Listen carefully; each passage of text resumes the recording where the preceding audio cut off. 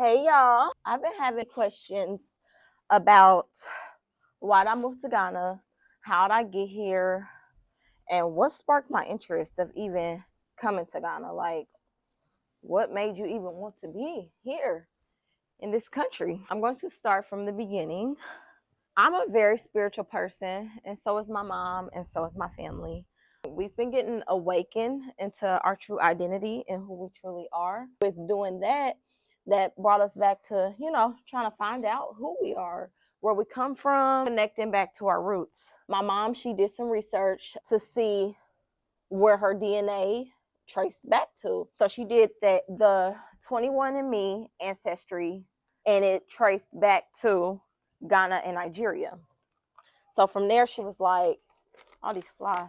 Okay, well, it's saying that we come from Ghana and Nigeria. So I want to visit. I want to visit and I want to see what it's like. And she just got really obsessed with the continent. And from her obsession, it sparked my obsession with the continent because I've always been passionate about my people from the African descent. I've always longed to know where I come from, which I'm sure a lot of us diasporians have. At the beginning of January 2024, my mom and my sisters, they all came to Ghana for 2 weeks. I wasn't able to come because I was pregnant with my son.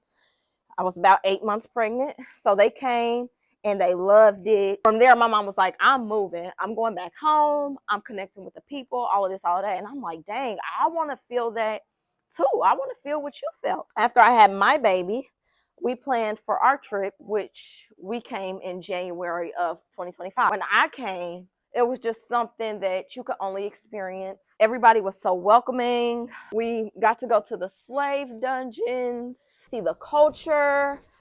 We in this blowing today. Got to connect with so many different people here on the continent. We fell in love with it. From the time we left, I felt a pulling, and I know it's from the Most High. I felt a pulling and a longing of wanting to be back here on the continent. Just connect with my roots and find my people and find my tribe and just live a whole different lifestyle than what I've been living my whole life. When my family visited in 2024, and my mom was like, I'm moving. Y'all, I ain't letting my mama leave me. I'm moving too. What the heck? We all leaving. That's always been in the forefronts of our mind, to move back home to Africa, to be free. It's really about freedom. The diaspora coming back, the two sticks, Judah and Israel. If you know, you know. Africa rising up because it's time. That's what sparked us coming back home. Us just knowing prophecy, to be connected with our people here, loving the peace that they have here, and hating America. I hate America. I hated living there. I hated being in the matrix. I hated the rat race. I hated the unnecessary stress. I hate the hustle culture. I hate the beauty standards. I just hate it all. I was ready to leave that. I was not happy. I did not feel fulfilled. Tired of my food getting poisoned. I fit in. I didn't fit in America. That's another thing. I'm just different. So I came here, I'm like, yes, this is my vibe. This is my vibe. Let's go back to a simpler life. Tired of being a consumer. I'm ready to just chill and be at peace and just be able to be my true natural self, not worry about the constant subscription of life, financial freedom. And I can have that here. I can have that. I'm going to have that. They don't want us there. And quite frankly, I don't want to be there. Africa, Ghana specifically, they have welcomed me and my family with open arms. We have such amazing neighbors in the market. They help you. Everywhere you go, they help. Everywhere you go, they help. Like literally. I'm not even exaggerating. They might cut you up in their language, but they gonna help you. They gonna help you. Yeah, that's why I wanted to leave. I just wanted to find some peace for me and my kids. I wanted to raise my sons in a different environment. I want my sons to grow up on a farm. I want to be a farm girl. I don't want to be a city girl. I want to eat fruit and vegetables from my farm, from my trees, and I know I can have that lifestyle here in Africa. I'm not sure exactly how it's going to happen, but this is just me walking by faith and not by sight, and letting the Most High do the work, and me just, living, being a girl, walking in his Torah and doing the things that I know I'm supposed to do. So that's a little bit about why I left. So many people question, like, you were making X, Y, and Z amount of money in America. Why would you ever want to give that up? Yeah, I was making X, Y, Z amount of money, but at what expense? Was it worth it? Did it add up? No, it really didn't. My mental health is more valuable than any amount of money could ever give me. I felt mentally drained in America. I felt overstimulated a lot of times. I felt a lot of pressure, just on the day-to-day life. I felt a lot of pressure. I felt that I couldn't give myself all of me, and I couldn't give my kids what they deserve because work life, family life balance, the village being little to none. I know the Most High's plans for me. Well, I know the Most High has great things for me. I don't know exactly what they are, but I can just feel it. And He has given me a peace of mind, and He's made me feel like everything's going to be okay here. So I have no worry. I'm just happy to bring my talents to the motherland, do some great things here. I feel like my life has a purpose now that I'm here. To get here, we got our passports, and then we got a 5-year visa, me and my kids. The visas were like $170. I'm praying to get my citizenship soon. I don't want to be back in that matrix. I don't want to be back in that subscription plan. I'm cool off of it. Our rent here is $2,000 for the whole year. Our house is nice and it's big and it's comfortable until I build my own house. Y'all, I got a 30 thing of organic eggs for $6. Coconut trees right here, mango trees right here. It's just, I don't know. And I'm just excited to embrace myself in the culture. Okay, so let me go back to the story. So hey y'all. So in January, me and my mom, we came to visit Ghana. And while we were here, we got the call that my baby sister had a rare bone cancer, my 15-year-old baby sister. Y'all, I was distraught. I boohooed and boohooed and boohooed. Like it ruined my whole trip, honestly. But my mama, on the other hand, she was so strong. She was so peaceful. I might have seen her cry one time, but y'all, she sat by the ocean. She prayed. She gave the Most High the praise.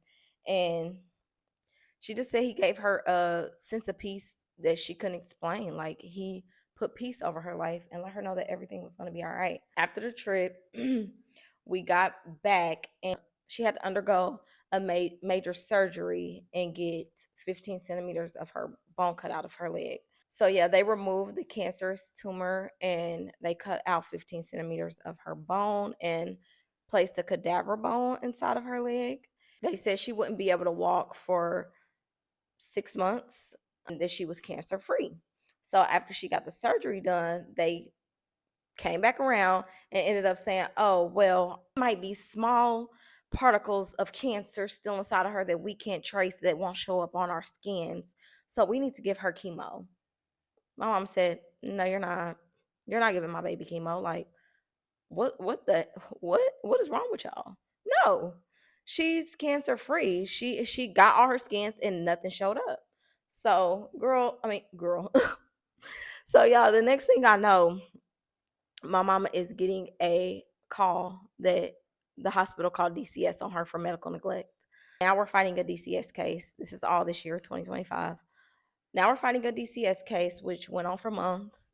We finally beat the case after meetings and meetings and meetings with the hospital. The doctors were so just evil spirited, rolling their eyes in the meetings, just upset that anybody has a say so about how they're going to move forward with their health. You can't force me to give my baby chemo. Are you crazy?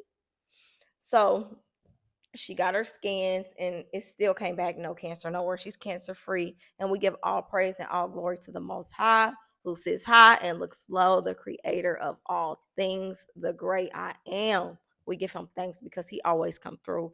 He always showing up and showing out. My baby's cancer free, did not have to go under any chemo. She's learning how to walk again. She's so healthy. She's so strong. And that's another thing that even added on more to why we want to go. We want real food. We want food that's not poisoning us and trying to kill us and just keeping us in a bad mental state, tearing our bodies down, just crazy stuff that we go through in America. With my baby sister going through all that she's been going through, that delayed us moving here even longer. So right now she's still going through physical therapy. So after all that's done, my mom should be here shortly. My mom, my baby sister, and my other sister. In the midst of all that, we have my other sister who is here by herself, pregnant with my two nephews. She ends up having her baby here in May by herself. So that's another stressor for my mama and me. And I'm still going through life, still not feeling fulfilled, still not feeling happy, still trying to figure things out for my little sister, my mama, my sister. You know, I'm the oldest of four. So y'all know, oldest, y'all understand what we go through. Like, them are my babies. So I'm watching my little sister here alone, waiting, thinking that her family was coming in the spring when she moved here in December, not knowing that my baby sister had cancer. And now she's by herself with a newborn and two boys. So with me just having all the stress of America, I said, you know what, to hell with this. I'm leaving. I'm going to Ghana to find peace and help my sister, and we're going to raise our kids together. So that's what we've been doing. We have 5 kids in this house. They all taking a nap right now. That's how I'm able to record this video. We have 5 kids here, and we're just doing it together. She cooks, I clean, she bathes, I cook, making it make sense, being a unit. And I just think, also, again, I just thank the Most High for the people that He surrounded my sister with. Y'all, they took care of her while she was having her baby. They kept my nephews, helped her out while she was here. They were so concerned for her. Like, where's your family? Where are your people? Where is your village? This is not normal. Like, her best friend is here told her, like, when we have kids here, we don't do nothing. We don't lift a finger for months. Our junior sister, which is a sister that's underneath them, comes here, and if they're not married, they come and they live with me and take care of everything until we're able to. That's something that we don't have in America. We're not used to that. And like my sister was telling her, I've always had to be strong. I mean, it's hard, but I know how to do it because of where we come from. We're not used to that. And she just couldn't wrap her mind around, like, nobody's here to help my sister with a newborn and 2 kids. But the Most High, He's so good. He placed her around so many people. Our neighbor over here, him and his wife, they kids can come over whenever they want to. They over there playing with their kids all the time. Our other neighbor, she bringing us food all the time. It's just a village. Everybody will discipline your kids. Every kids call you out. They come up to me, auntie this, auntie that. They don't know me from a can of paint, but it's respect. They have respect here. They have morals. I don't know. It's so refreshing. It's so refreshing to see. But I'm just happy to be here. I feel such a weight lifted up off of me. I'm happy to be here with my sister. My mom is at more peace to know that I'm here to help my sister, and we're helping each other because she, my sister, paved the way. Basically, she came here by herself. She learned everything. She's strong. She's so strong, and she showed me. Yes.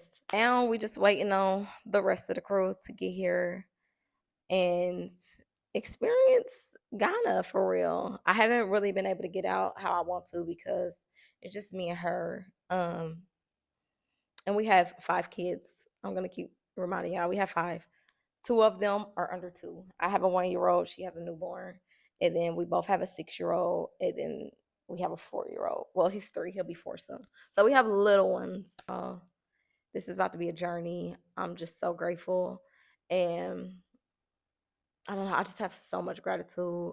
I'm so happy to be here. So far, this has been the best decision I've ever made for me and my children. My children will have a strong foundation here. They will be bilingual, a good education, good morals. It's a whole different way of life.